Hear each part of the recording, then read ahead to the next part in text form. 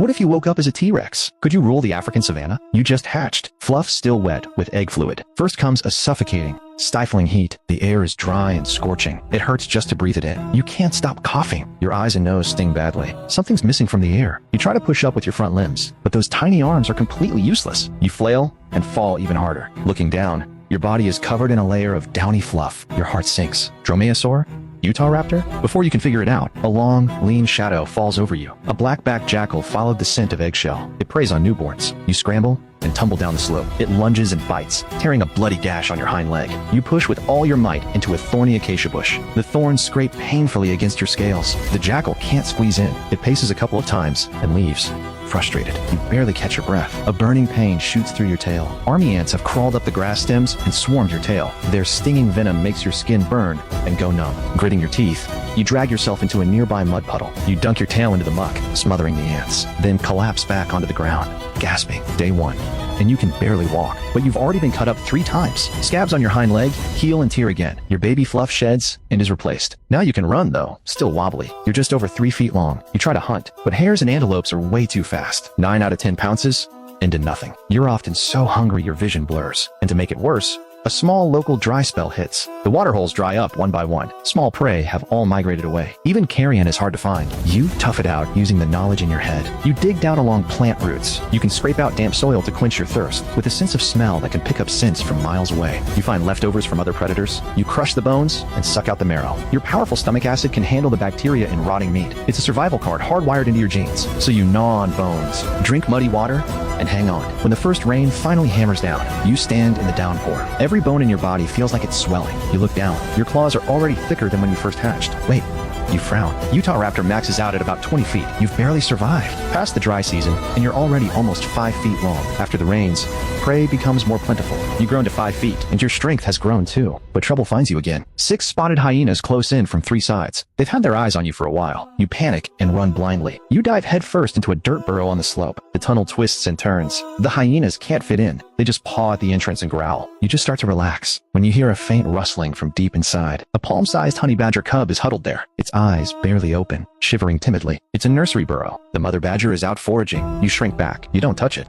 Barely 10 seconds pass. The light at the entrance dims. An adult female honey badger carrying a plump rat pup rushes back from outside. She immediately spots the hyenas blocking the entrance, then glances back at you and her cub inside. Without a moment's hesitation, she drops her prey. Her back fur instantly bristles, like exploding steel needles. The next second, she charges straight at the hyena pack. You lie deep in the burrow, claws digging into the dirt, watching every detail. She targets the lead hyena viciously. One savage bite rips into its nose, tearing off a chunk of skin and flesh. The hyena yelps in pain and backs off. The remaining 5 immediately surround her. Some bite her legs, others clamp onto her flanks. She thrashes, snarling. Her stocky body erupts with disproportionate ferocity, but the size difference is just too great. Blood rushes to your head. You want to charge out to help her. Your brain screams, "Go, fight!"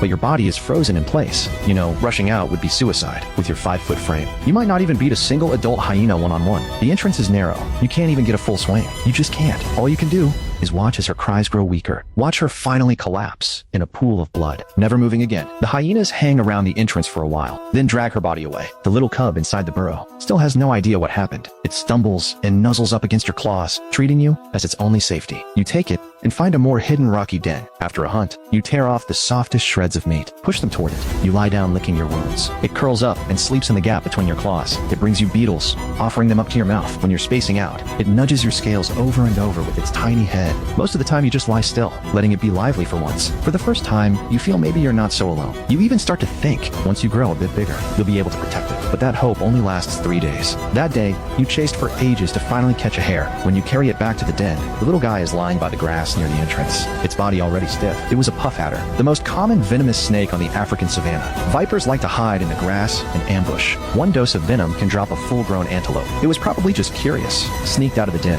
and got too close. Its little body was already cold. You lay the hare beside it, turn around and leave. You add this to the score against the spotted hyenas. Another molt later. You've grown to 6.5 feet. Your teeth have thickened. Your bite force is nothing like before. This time, you don't hide. You follow the hyena's scent, tracking them all the way to their territory. They're fighting over the carcass of a freshly caught wildebeest. The lead one on the nose, that fresh, torn scar, stands out like a brand on a rise beyond the bushes in the distance. A few lionesses lie in wait, their eyes locked on the prey over here, waiting to steal the spoils. Something inside you just snaps. You don't wait.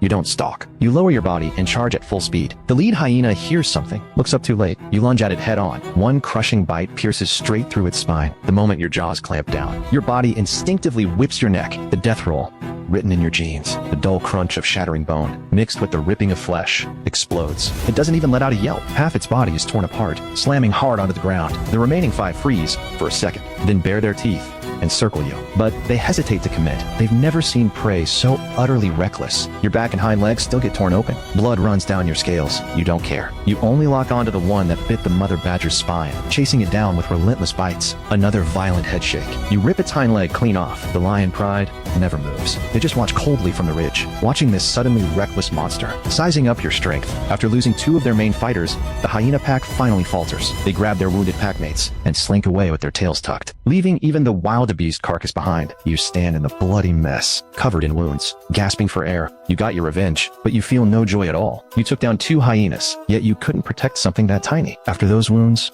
finally heal, your old scales start to shed, the new ones growing in thicker and tougher. You stand at the water's edge and look at your reflection. You've already shot up to 8 feet long. The muscle lines on your jaw are hard as rock. Deep down you know, you're still not strong enough. Not even close. Your scales molt yet again. You've reached 13 feet. When you take a step, the ground shudders faintly. You go to the river to drink more and more often, ambushing prey crossing the water. That day, just as you lower your snout to the water, a dark shape erupts from below. A Nile crocodile over 13 feet long latches onto your front leg, trying to drag you into the deep water to do its death roll. Water is its turf. Once you're pulled under, it's certain death. One thought fills your mind.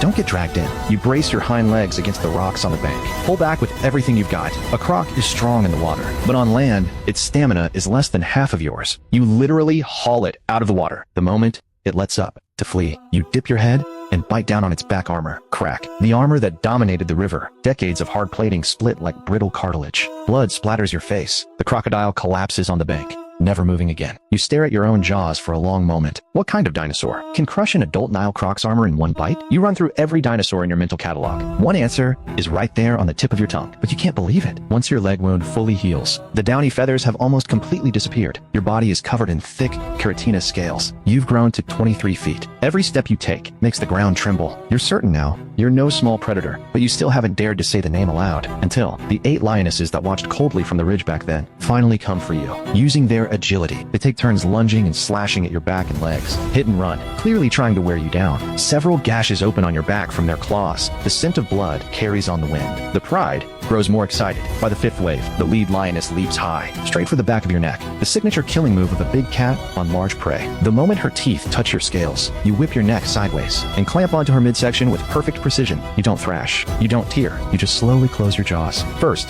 the dull crunch of muscle being crushed. Then, the sharp crack of a spine snapping. Finally, her whole body goes limp, sliding from your jaws to the ground. Everything around you goes dead silent. The remaining lions freeze in place. Their eyes change from fierce to pure terror. Seconds later, they scatter with their tails tucked. They don't even want the territory. You just stand there, the warm taste of blood still in your mouth. A name finally crashes into your mind, so loud it makes your eardrums ring. Tyrannosaurus Rex, king of the Cretaceous land. Bite force up to 6 tons. The most powerful land predator in Earth's history. All the beatings you took, all the humiliation,